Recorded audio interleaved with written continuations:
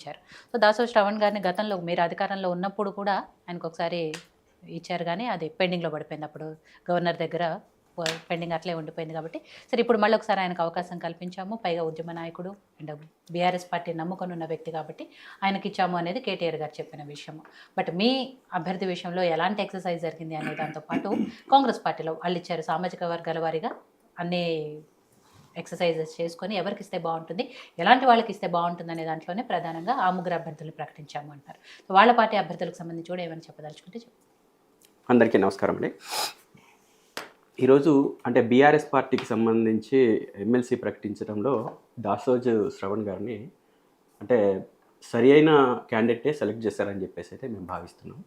ఎందుకంటే తను గతం నుంచి కూడా అంటే తెలంగాణ ఉద్యమంలో కావచ్చు, లేకపోతే మా పార్టీలో కావచ్చు చాలా యాక్టివ్గా ఉంటున్న మనిషి. అదేవిధంగా అన్ని రకాలుగా కూడా అంటే విజ్ఞానవంతంగా కావచ్చు, సబ్జెక్ట్ పరంగా కావచ్చు, ఏ రకంగానైనా కానీ దాసోజు శ్రవణ్ గారు అదేవిధంగా ఒక క్యాస్ట్ పరంగా చూసుకున్న ఒక బీసీ ఆ రకంగా తీసుకున్నా కానీ తనని ఇవ్వడం అనేది సముచితమని చెప్పేసి భావిస్తున్నాం. దాంట్లో అంటే గతంలోనే తనకు ఎమ్మెల్యేగా కంటెస్ట్ చేయాలనే ఉద్దేశం కూడా ఉండేది శ్రవణ్ గారికి. సరే అప్పుడున్న ఈక్వేషన్స్ ఆ కారణాల చేత ఆ రోజు కేసీఆర్ గారు ఇవ్వలేకపోయారు. కానీ తర్వాత సమయం వచ్చింది, ఇవ్వడానికి అనుకూలత వచ్చింది. అనుకూలత వచ్చినప్పుడు మనం గతంలో గవర్నర్ కోటాలో ఇస్తే దానికి అనేక కొర్రీలు పెట్టి బీజేపీ అనుయాయులుగా వ్యవహరించి దానికి అనేక రకాలుగా ఇబ్బందులు పెట్టి ఆ రోజు దాన్ని తొక్కిపెట్టడం జరిగింది, ఆపింది. అది ఎన్ని పరిణామాలకు దారితీసిందో మనందరికీ తెలిసిందే. ఒక చిన్న కారణం ఎన్ని పరిణామాలకు దారితీసిందో తెలిసిందే. కాబట్టి తను మొదటి నుంచి ఒక మంచి వ్యక్తికే ఇచ్చాము, అర్హత కలిగిన వ్యక్తికే ఇచ్చామని చెప్పేసి మేము సంపూర్ణంగా విశ్వసిస్తున్నాం. అదేవిధంగా దీంట్లో నేను అందరికంటే కూడా ఒకవేళ కాంగ్రెస్ పార్టీ గురించి అంటే వాళ్ళ ఇంటర్నల్ మనకు అవసరం లేదు,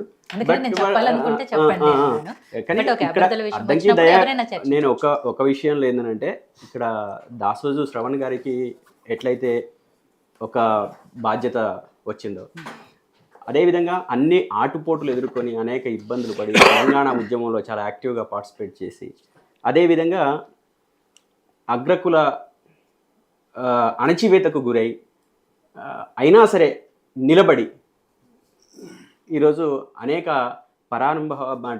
పరాభవాన్ని ఎదుర్కొన్న అద్దంకి దయాకర్ గారికి నిజంగా ఇవ్వటం అనేది వాళ్ళ అధిష్టానం అట్లా ఆలోచించటం అనేది చాలా చాలా హర్షించదగ్గదే. ఎందుకంటే తను నిలబడ్డ స్థితి అదేవిధంగా ఎదుర్కొన్న అవమానాలు అన్ని రకాలుగా చూసుకున్నా మేము కలిసి ఉద్యమంలో పార్టిసిపేట్ చేసిన వాళ్ళం.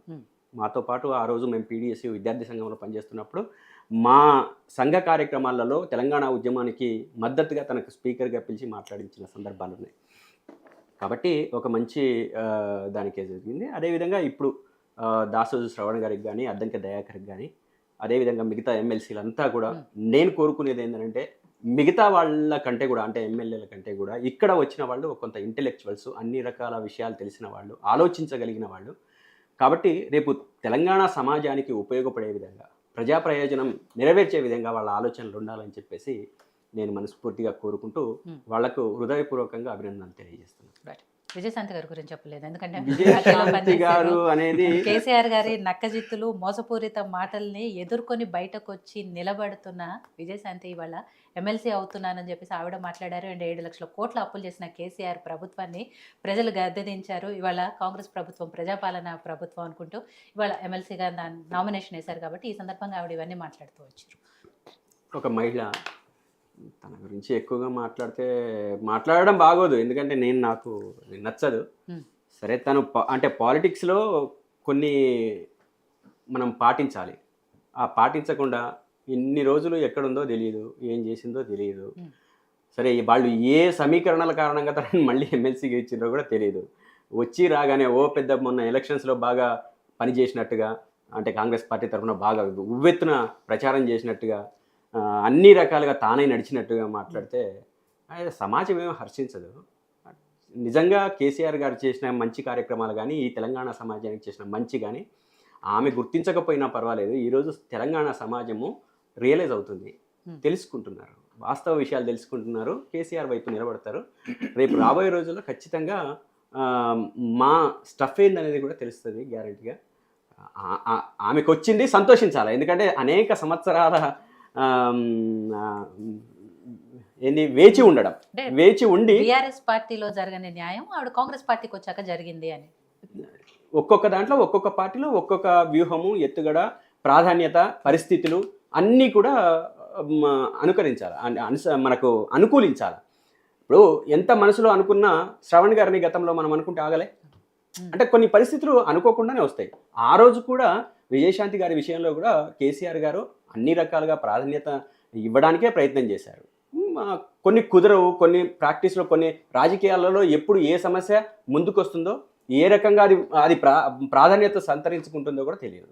కాబట్టి మాకు కావాలని కాదు, తను నిజంగా కూడా నిలబడి ఉంటే ఈరోజు బీఆర్ఎస్ పార్టీలో మా ప్రియారిటీ వేరే రకంగా ఉండేది. తను నిలబడలేదు, నిలబడకుండా వేరే పార్టీలో చూసుకోవడం జరిగింది. దానికి తగ్గట్టుగా సరే వాళ్ళు మరి తను చేసిన ఎంత పని చేసిందనే దాంతోనే మరి వాళ్ళు ప్రియారిటీ ఇచ్చారేమో. చాలామంది మనం అనుకున్నట్టుగా కాంగ్రెస్ పార్టీలో చాలామంది కష్టపడ్డ వాళ్ళు ఉన్నారు, నిరీక్షించిన వాళ్ళు ఉన్నారు, డబ్బులు పోగొట్టుకున్న వాళ్ళు ఉన్నారు, అదేవిధంగా జెండా మోసిన వాళ్ళు ఉన్నారు, ఒక 10 ఏళ్ళు ఒక తుఫానుకు ఎదురొడ్డి నిలబడ్డ వాళ్ళు ఉన్నారు.